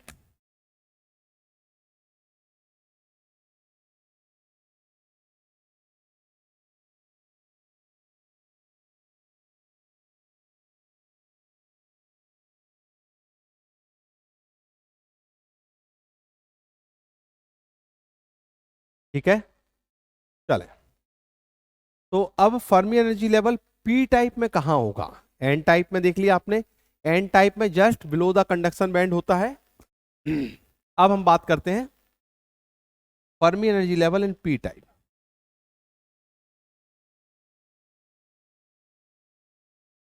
Fermi energy level in P type. P type में फर्मी एनर्जी लेवल कहां होगा, फॉर्मूला मैंने आपको बताया था, याद रखना था, भी बताया था, P is equal to N V E to the power minus E F minus E V upon K T. अब आपको मैंने मास एक्शन लॉ में बताया था, ठीक है, जब हमने वहां डिस्कस किया हुआ है उसी थ्योरी क्लास में, कि P की वैल्यू ऑलमोस्ट किसके बराबर होगी, एन ए के बराबर होती है। What is the N A? N A क्या है ये भाई? एन ए क्या है, कोई बताएगा? एन ए क्या है? एन ए हमारा एक्सेप्टर एटम कंसंट्रेशन है। जितने आपने एक्सेप्टर एटम मिलाए हैं उसका कंसंट्रेशन एन ए है। ठीक है क्या? बिल्कुल आसान सी बात है, मैंने आपको बता दिया। अब इसको जरा सॉल्व करें, अगर इसको जरा सॉल्व करें तो again E F is equal to, ठीक है, इसको अगर सॉल्व करें, यहां लिख रहा हूं, जरा मुझे जगह चाहिए रहेगी। E F is equal to E V plus K T natural log N V upon N A मिलेगा। देख लें, बिल्कुल वैसे ही मिलेगा जैसे उसमें था, बस यहां पर आपको थोड़ा सा माइनस प्लस का आंसर दिख रहा होगा। और जब इसको आप सॉल्व करेंगे तो अपने आप आ जाएगा, कोई दिक्कत नहीं है। और ए वाला फॉर्मूला आपको याद रखना है, मैंने बोला था ये याद रखना है, ये याद रखना है। तो ई एफ कहाँ है? E V plus K T log N V upon N A. अब जरा सा मैं आपके लिए फिर बैंड डायग्राम इधर बना देता हूं, ध्यान से देखें।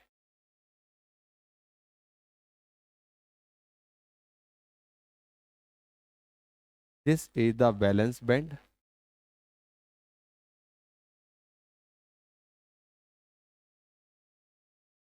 This is the conduction band, है ना। छोटा बड़ा बना दिया, कोई दिक्कत नहीं है, बराबर है। अब अगर आप इसको ध्यान से देखें तो आपको क्या दिख रहा है कि फर्मी एनर्जी लेवल ईवी या बैलेंस बैंड के जस्ट ऊपर मिलता है। दिस इज द ईवी, ये हमारा ईवी होता है। कहाँ होता है ईवी? कहाँ होता है आपको पता है? ये ईसी होता है और ये ईवी होता है। Highest energy of the valence band is called the EV. तो हमने क्या बोला अब कि इधर से क्या समझ में आ रहा है कि पी टाइप मटेरियल में Fermi energy level just above the valence band मिलता है, just above the valence band मिलता है। तो just above the valence band बना देता हूं। This is the E F Fermi energy level for P type. और कितना ऊपर मिलता है? ईवी से कितना ऊपर मिलता है? ईवी से सर इतना ऊपर मिलता है, ईवी से इतना ऊपर मिलता है। तो इस फॉर्मूले को, इसको लिख देता हूं मैं, कितना ऊपर मिल रहा है ये ईवी से, कितना, इन दोनों के बीच में डिफरेंट कितना डिस्टेंस है? के टी डिस्टेंस मतलब एनर्जी का डिस्टेंस, एनर्जी का डिफरेंस बोल रहे हैं, है ना। N V upon N A. क्या ये बात समझ में आई? तो हमारा Fermi energy level just above the valence band मिलता है पी टाइप सेमीकंडक्टर में। और कितना ऊपर मिलता है ये आपके सामने लिखा हुआ है। अगेन द सिमिलर वे, यहां पर भी फर्मी एनर्जी लेवल दो चीजों पर डिपेंड करने वाला है। किस पर? टेम्परेचर पर और डोपिंग पर, टेम्परेचर पर और डोपिंग पर। अब अगेन टेम्परेचर को बढ़ाते हैं तब क्या होता है, घटाते हैं तब क्या होता है, डोपिंग बढ़ाते हैं तब क्या होता है, देखते हैं। ठीक है। अब मैंने आपको पहले पढ़ाया हुआ है कि बैलेंस बैंड की पी टाइप में हमें एक क्या मिलता है, हमें एक एक्सेप्टर एनर्जी लेवल भी मिलता है। जैसे एन टाइप में डोनर एनर्जी लेवल मिलता है, यहां पर एक्सेप्टर एनर्जी लेवल मिलता है। अब इस फॉर्मूले से देखें, मैंने आपको क्या बताया, ईवी से कितना ऊपर मिलेगा, ये जो फैक्टर है इतना एनर्जी ऊपर मिलता है। अब इस फॉर्मूले में टी को जीरो कर दूं मैं, ध्यान से देखें, अगर टी को जीरो कर दिया तो ई एफ बराबर ई सी होगा, ई एफ बराबर ई वी होगा। क्या समझ में आया? आपको समझ में आया कि अगर टेम्परेचर 0 डिग्री केल्विन है, टेम्परेचर घट रहा है, तो फर्मी एनर्जी लेवल यहां पर मिल जाएगा। ये है फर्मी एनर्जी लेवल। ईवी और ईएफ एक ही है। देखो जरा, EF is equal to EV, ये हमारा ईएफ है। फर्मी एनर्जी लेवल मूव करेगा, ईवी मूव नहीं करेगा, ईवी तो अपनी जगह फिक्स है। फर्मी एनर्जी लेवल ऊपर नीचे जाएगा। तो अगर टेम्परेचर घट रहा है तो फर्मी एनर्जी लेवल डाउनवर्ड जा रहा है, बैलेंस बैंड के ऊपर तरफ जा रहा है, और इसके तरफ ईवी के बराबर हो जाएगा 0 डिग्री केल्विन पर। अब टेम्परेचर को बढ़ा देते हैं, टेम्परेचर को बढ़ाते हैं, टेम्परेचर बढ़ेगा तो आप देख रहे हो ये वाला पूरा पार्ट बढ़ेगा, और ये पार्ट बढ़ेगा इसका मतलब क्या है, ईवी अपनी जगह है, अगर ये ऊपर बढ़ेगा तो फर्मी एनर्जी लेवल ऊपर की तरफ जाएगा, कंडक्शन बैंड की तरफ जाएगा, बैलेंस बैंड से दूर जाएगा। अगर टेम्परेचर बढ़ेगा तो Fermi energy level move away to away, दूर जा रहा है किससे, बैलेंस बैंड से। या किसकी तरफ जा रहा है, फर्मी एनर्जी लेवल किसकी तरफ जा रहा है, जो हमारा मिड में मिला था, सेमीकंडक्टर इंट्रिंसिक सेमीकंडक्टर के मिड में मिला था आपको फर्मी एनर्जी लेवल, उसकी तरफ जा रहा है, कुछ भी आ सकता है बच्चों, या कंडक्शन बैंड की तरफ जा रहा है। तो आपको बस इतना याद रखना है, टेम्परेचर के बढ़ने पर, टेम्परेचर के बढ़ने पर फर्मी एनर्जी लेवल ऊपर की साइड मूव करता है, अपवर्ड मूव करता है, जो एनर्जी गैप है उसके मिड में है उसके तरफ मूव करता है, कंडक्शन बैंड की तरफ मूव करता है, बैलेंस बैंड से दूर जाता है। तो टेम्परेचर बढ़ने पर Fermi energy level move upward, है ना, मूव अपवर्ड या टूवर्ड्स द कंडक्शन बैंड, या move away from the valence band. ठीक है, मैंने सब आपको बता दिया, कुछ भी आ सकता है, ठीक है, कुछ भी पूछ सकते हैं आपको, सब मैंने बता दिया। अब अगेन द सिमिलर थिंग, कि जब हमारा 0 डिग्री केल्विन था, एग्जैक्टली टेम्परेचर 0 डिग्री केल्विन था, तो हमारा फर्मी एनर्जी लेवल इसके पास था, ईवी के ऊपर था, और टेम्परेचर बढ़ाने पर ये ऊपर की तरफ जा रहा है, तो कहीं ना कहीं 0 डिग्री और 300 डिग्री, है ना, के बीच में जब आपका फर्मी एनर्जी लेवल ईए के ऊपर आ जाएगा, जैसे वहां एन टाइप में था बिल्कुल ऐसे ही। देखो ध्यान से देखो मैं क्या बोल रहा हूं, at T is equal to 300 degree Kelvin Fermi level lie Fermi energy level present at T is equal to 300 degree Kelvin, Fermi level present above the acceptor energy level। तो 300 डिग्री केल्विन पर Fermi energy level E के ऊपर मिलता है। तो 0 degree Kelvin पर Fermi energy level यहां मिल रहा है, 300 पर ऊपर मिल रहा है। तो आपको क्या समझ में आया, आपको एक बात समझ में आ गई कि जैसे जैसे टेम्परेचर बढ़ रहा है फर्मी एनर्जी लेवल नीचे से ऊपर जा रहा है, और नीचे से ऊपर जा रहा है तो कहीं बीच में ये इसके ऊपर कोइंसाइड किया होगा, कब, 0 से, क्वेश्चन आया हुआ है बच्चों, 0 डिग्री से 300 के बीच में फर्मी एनर्जी लेवल कहीं ना कहीं ईए को मिला होगा, है ना। तो between 0 degree to 300 degree Kelvin Fermi energy level coincide to the EA acceptor energy level के ऊपर लाई किया होगा, ठीक है। और 300 डिग्री पर ये एक्सेप्टर एनर्जी लेवल के ऊपर मिलता है, ठीक है।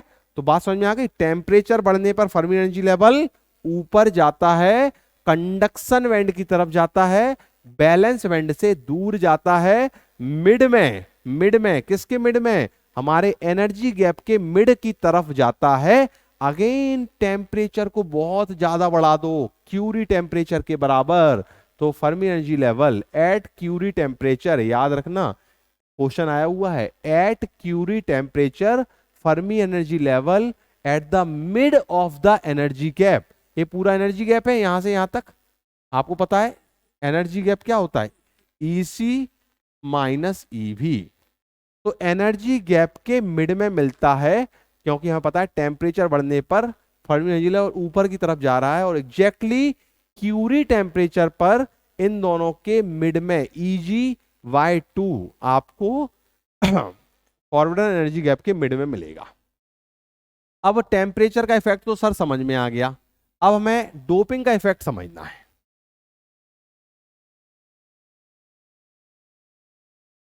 ठीक है। डोपिंग का इफेक्ट समझते हैं फटाफट। हाँ भाई, तो डोपिंग का क्या इफेक्ट है भाई, जल्दी से देखें, बताएं जरा, कोई बता सकता है। अगेन द सिमिलर थिंग, कि अभी मैंने बताया था कि जैसे जैसे Na की वैल्यू बढ़ेगी, डोपिंग की वैल्यू बढ़ेगी, इस पूरे पार्ट की वैल्यू घटेगी। टेम्परेचर बढ़ने पर ये बढ़ता है तो फर्मी एनर्जी लेवल ऊपर की तरफ जाता है, और डोपिंग बढ़ने पर इस पूरे पार्ट की वैल्यू घटेगी तो फर्मी एनर्जी लेवल डाउनवर्ड जाएगा, टूवर्ड्स द वैलेंस बैंड जाएगा। इतनी समझ में आई बात कि नहीं आई? अगर ये पूरे पार्ट की वैल्यू घट रही है तो देखो सिंपल सी बात है, आपको यहां से दिख रहा होगा ए होता है, ए इन दोनों का डिफरेंस ये है, तो नीचे की तरफ आएगा, नीचे की तरफ आएगा। तो क्या है, क्या समझ में आया? वहां पर क्या लिखा हुआ है कि एज द एन ए क्या होता है? डोपिंग। डोपिंग अगर आप बढ़ा रहे हो, जब आप डोपिंग बढ़ाते हो तो फर्मी एनर्जी लेवल